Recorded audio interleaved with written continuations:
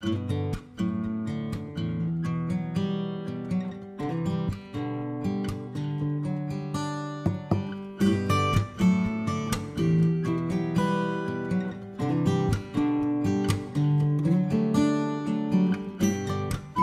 nagliligpit na kami ng higaan namin.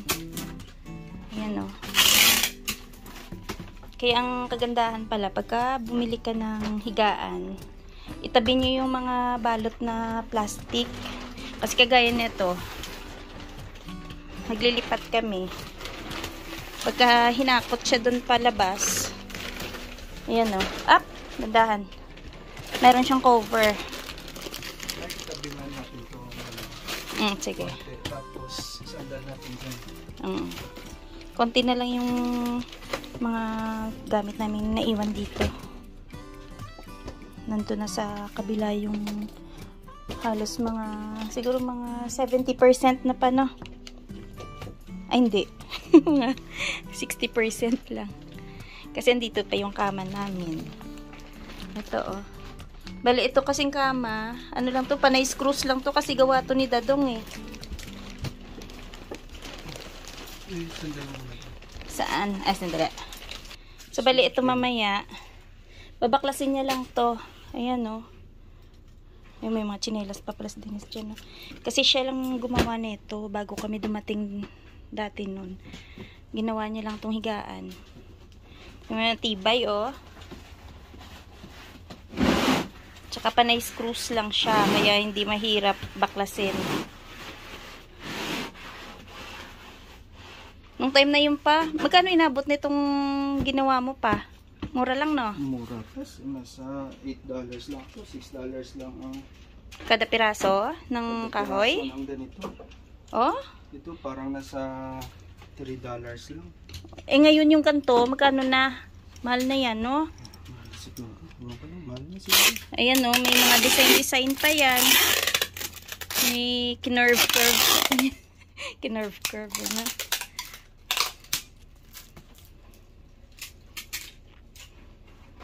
Tapos ayan, nilagyan lang namin itong carpet para support dun sa likod bago yung foam, yung mattress.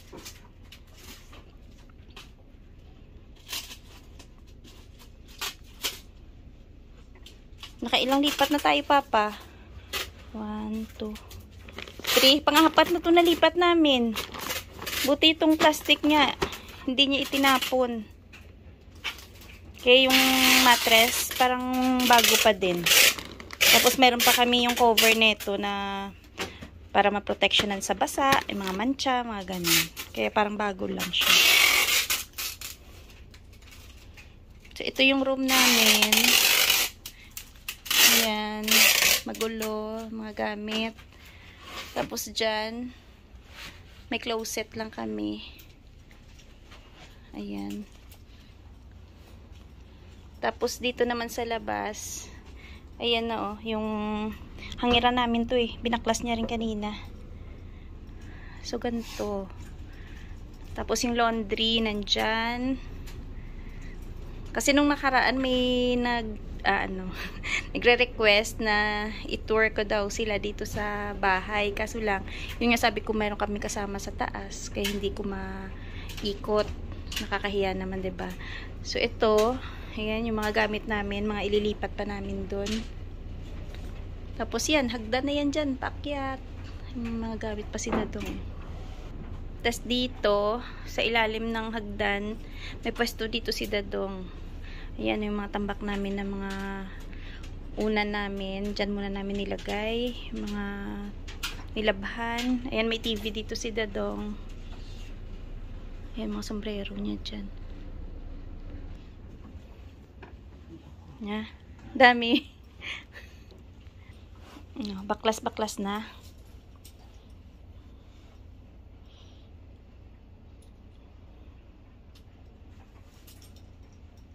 Yung mga bihisan kasi namin, yung ibang damit namin, nandiyan, nakabox pa. Hindi namin muna dinadala dun. Kasi syempre dito pa kami natutulog, eh. Pahuli na yan. Yung mga importanteng bagay. Mga importanteng gamit. Magbabaklas na si Dadong.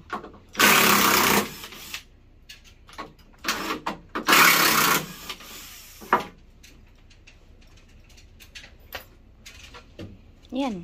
Ganyan na. 1 down na yung kahoy ng higaan namin.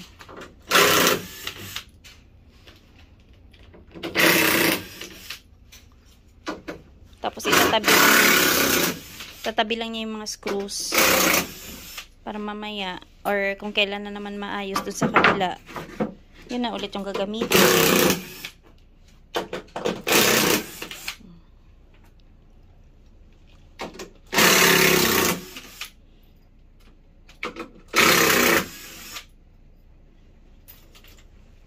Mas maganda yung kahoy na higaan pa kaysa bakal, no? Para sa akin, no? Mas gusto ko yung ganito. Nabibili kasi, pag naputol na yung pinag-weldingan, wala na. Oh, yung bakal. Pag bakal, no? Ito kasi nung ginawa ko ito, medyo limited pa yung gamit ko. Limitado pa yung mga tools. Yung mga tools niya nun. Kaya hindi pa ganon daw kaganda yung gawa niya. Kahit na kompleto din naman. Kaya kompleto din naman pala, hindi din maganda. Palusot pa eh, no? Hindi, pero mas gusto ko yung ganito, yung mga ina-assemble na... In case man pa na masiraan ng isang ganyan, madali mo siyang palitan. Isipin mo, 2016 ko ginawa to. Oo. 7 bago kayo dumating. 7 years na. Bago kami dumating, ito yung pinagkakaabalahan niya. Gumawa siyang higaan, bumili siyang mga foam, yung mattress. Kasi para pagdating namin dito, syempre may mga gamit na. So, kanina nga yung may mga baguhan siya na kasama, pumunta dito. Alam mo yung parang doon mo maano pa, no, yung una yung dating. Doon mo ma-recall.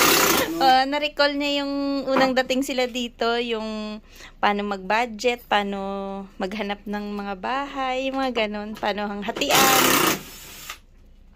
Tapos, paano syempre magsimula ng mga makapag-ipon ng mga gamit. Kasi yung mga gamit na yun, pag halimbawa sa ngayon sila pa lang, pag dumating ang mga pamilya nila, yun na rin yung panimula nilang gagamitin. Kaya maigi din na may sarili kang maipon na gamit habang wala pa yung pamilya mo. Kasi para pagdating nila, meron na kayong sariling mga magamit na lalo sa mga kusina, ganyan. Saka syempre yung itong mga lalo mga tulugan pa kasi mahal din, ano? Yung mga dissenting ganito. Mga bed, mahal. Yung foam na bago, mahal. Dati magkano lang bili kong... Yung foam na yan, magkano yan bili mo dati? Parang 239 lang, 200. Pero nung time na yun, parang sa'yo mahal na. Mahal na din, no? Oo naman, siyempre. Magkano lang sa dati. Sa ngayon, mahal pa rin kasi magkano lang din sa rin din. Sa bagay. Wala namang ngayon. Wala namang mura ngayon.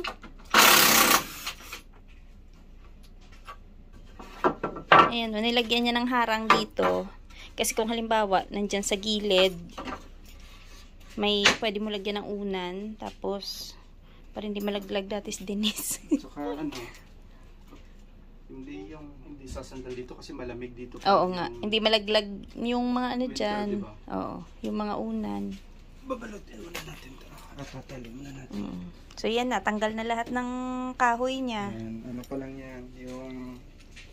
Lalagyan niya pa ng ng tape para mamaya pagka nilipat, hindi mahirap. Yan, balot na.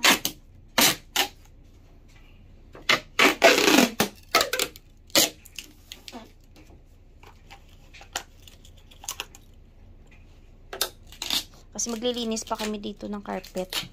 Yung sahig. Ayan yung carpet na yun. No? Babacuumin ko pa yan. So, ito yung buong basement sa amin. Ganyan. Hindi naman siya ganun kalaki. Pero at least kahit pa paano may space ka na iyo. Kahit magulo.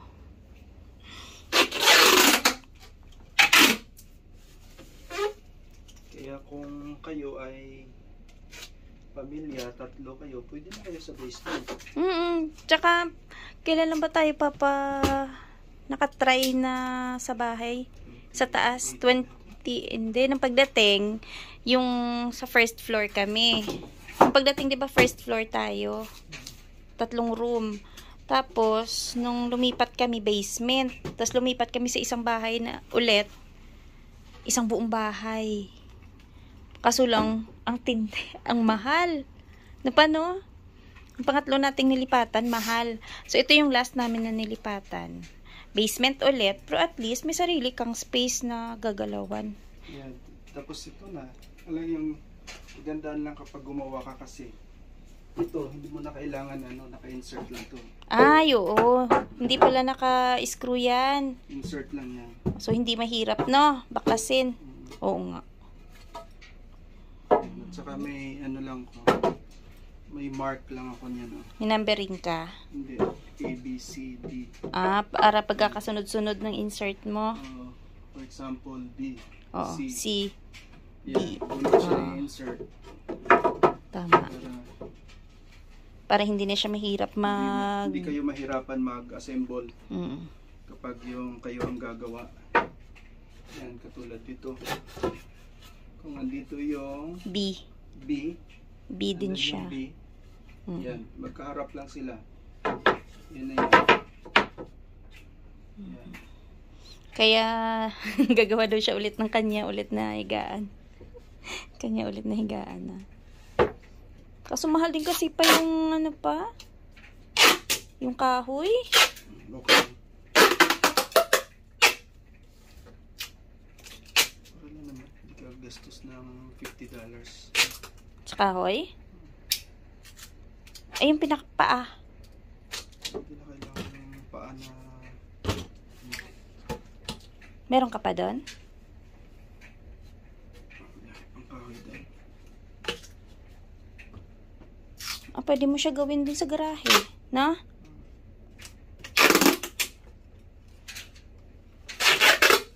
Oo nga, para hindi na... kaso lang, ang mo doon, yung mattress mo. Kailangan bumiling bago. Gusto ko nga iwan na yan. Patay ko na lang kay siguro yan. Yan, kung makikita nyo, ayan yung screw niya dito. Nakatago siya. Hindi siya nakakasira ng wall. Ayan. Tsaka pag nagsandal ka ng ng higaan, hindi mo dinidikit.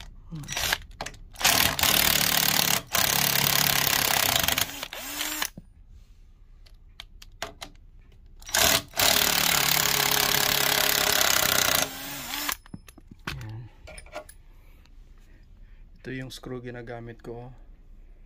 Yung may ulo siya. Ayan. May ulo, lahat naman may ulo. Hindi, ayan para hindi siya tatagos, hindi siya babaon. Ako pala, against the light ka eh. So, yan daw yung screws na ginagamit niya. Yung malapad yung... ulo, yung dulo.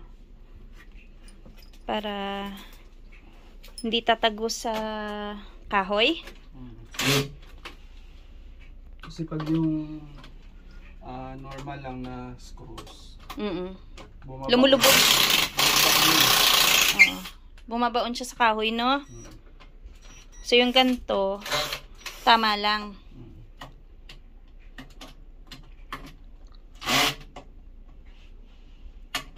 Yan na, wala na kami higaan. Mamaya sa lapag na lang kami muna matutulog. Mag-cot na lang kami. Camping cot. Back to camping tayo nito. Yung tulak-tulak lang. So, natanggal mo na yung 4 na screws. Dito ko na ilagay ta. Yan kunting tulak lang. Ayan kunting tulak. Kasi nakabaon pala itong sa sides. Yan kung makikita nyo, naka-insert yan. Oo. Ito siya. Naka-insert siya. Napakatibay yan. Ayan. Yan. May tang siya. Ayan naka-insert din. Iangat mo ng konti yung... Yun. Yan So, yung headboard niya, ayan, nakahiwalay na. Piece by piece na siya. Piece by piece. Ayan na. Tapos mamaya, ito na naman, yung paan yan. Tatanggalin din yan.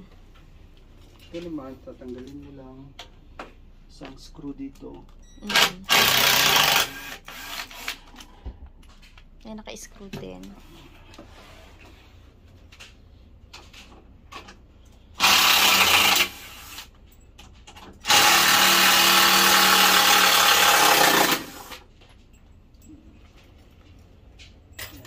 So, kung nakita nyo, ito yung screw nyo.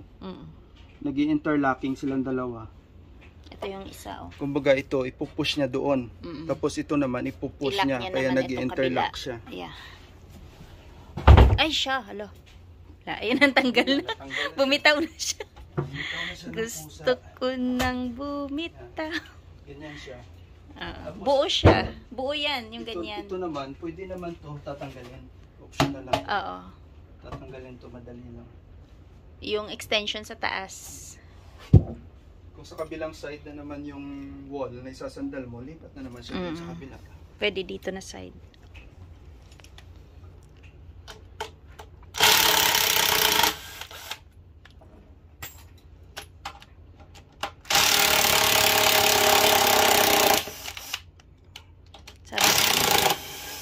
Yung sinasabi ko na si Dadong talaga may ideya talaga yan. Salamat sa tatay ko. Oo nga. Ayan o, tingnan. Oh, siya. Para wala nangyari. Ganun lang kasimple o. May tang siya dito. Insert mo lang. Ayan. Yeah. So, paano mo pala naisip na ganyan yung klase na gagawin mo na bed? May pinagkopyahan ka ba?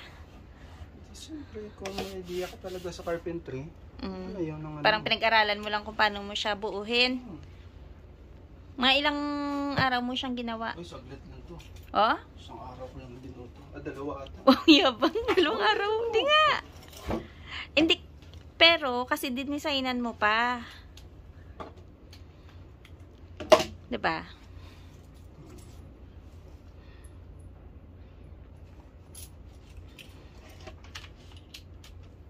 Tatanggalin mo pa yan?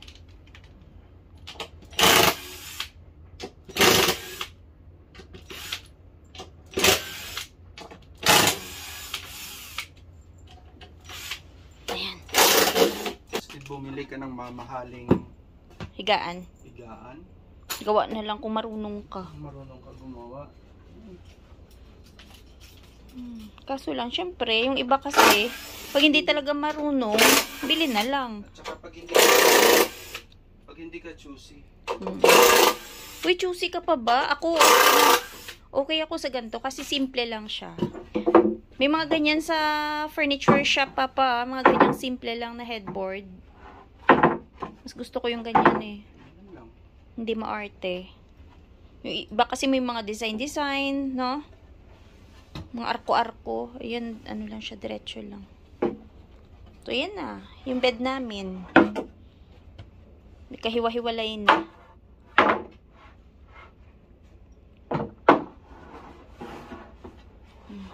Ito pa. Pag binuo niya naman dun sa kabila, saglit lang din yan.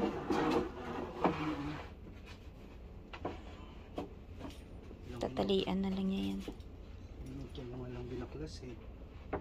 Ha? Minuto? Oo nga.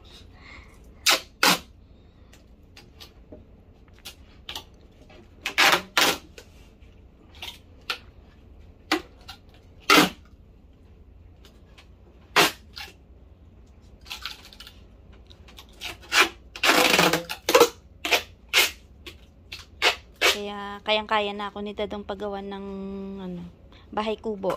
Apa na? May panggastos lang, hindi lang bahay kubo. Ay, bahay kubo lang gusto ko eh. Kahit munti pa. Kahit munti, may halaman doon. Sira. O, kompleto, kasi may halaman ka din. Bahay kubo. Kanta pala yun. Sari-sari.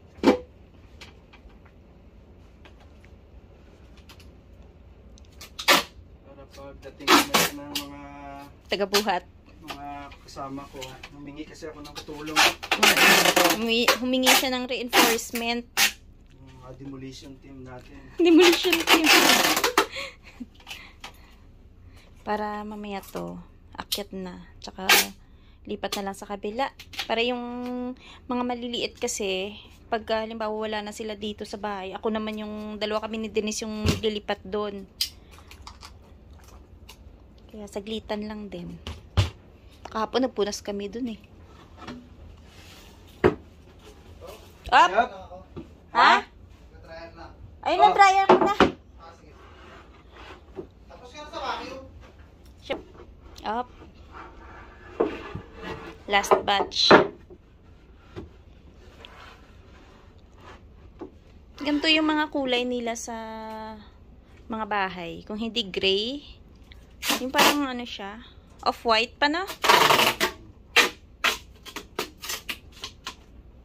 Parang hindi sila mahilig sa ano.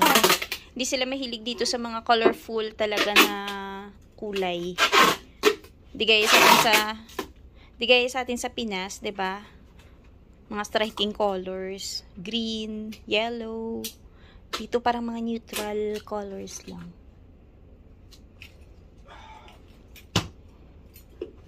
Okay na? Inahaba. Yan, isa na Antay lang. natin si Beshi para Pang hakot na. hakot tayo. So, okay na yan. Naghakot na si Sir Mike. Ay, yung mga sapatos ang dami rito. Pagbabag mo lahat. Balibag ko na yan. Balibag mo. Kaya na namin yan. Lamesa. Second batch. Second batch. Saan pa ilalagay itong ano nyo?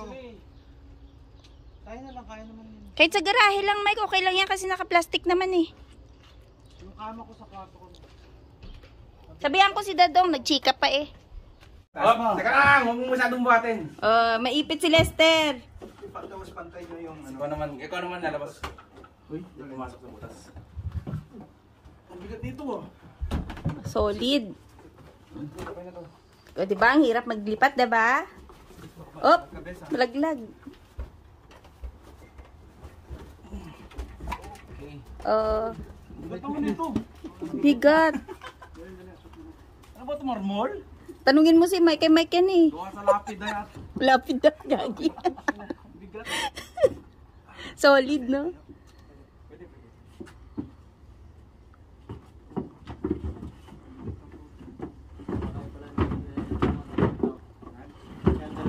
Buti na lang, maraming recruit si Dadong.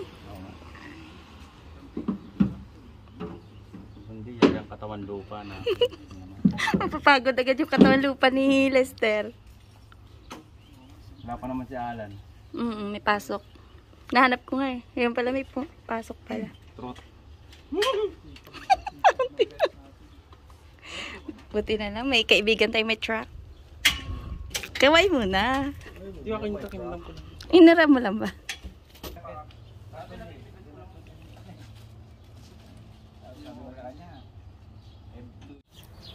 Pagpasok mo dito, ang dami ibon.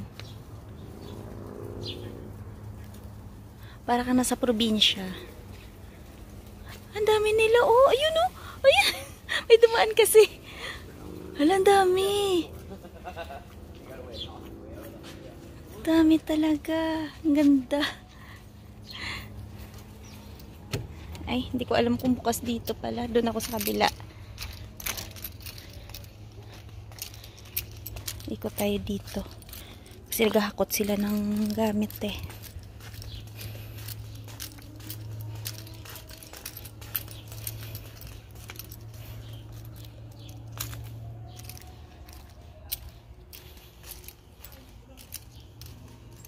Ah, dito sila sa garahe.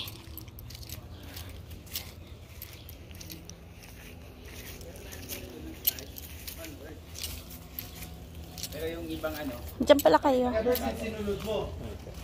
Wow! Ngayon ko lang kitang open to. Ang ganda naman ng garahe. yung fraternity Mamamalo na to. Effortless pag ikaw may hawak niyan.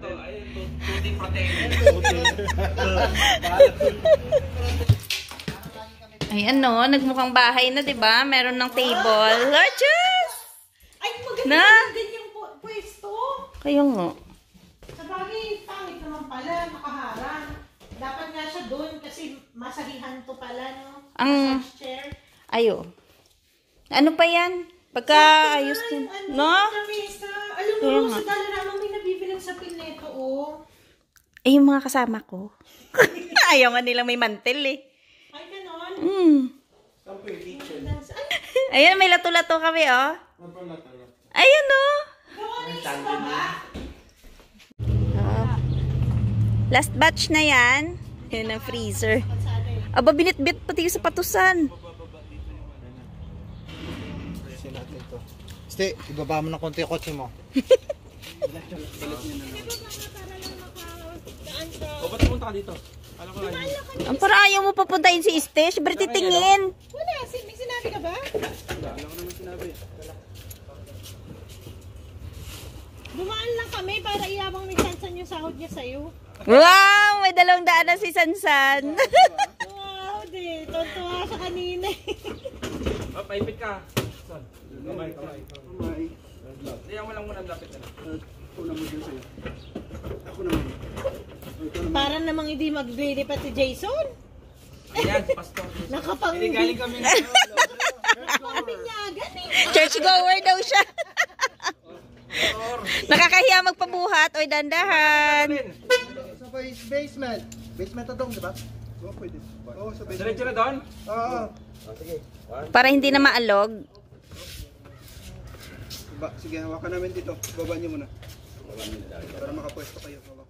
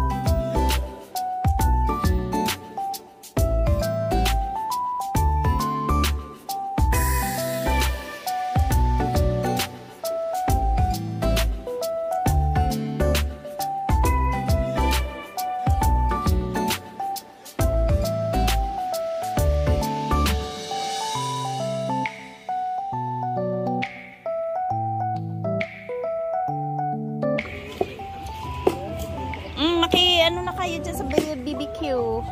Papak. Kain-kain ng rice. Uy, ang dami kong rice dyan. Oo, pwede na mag-rice.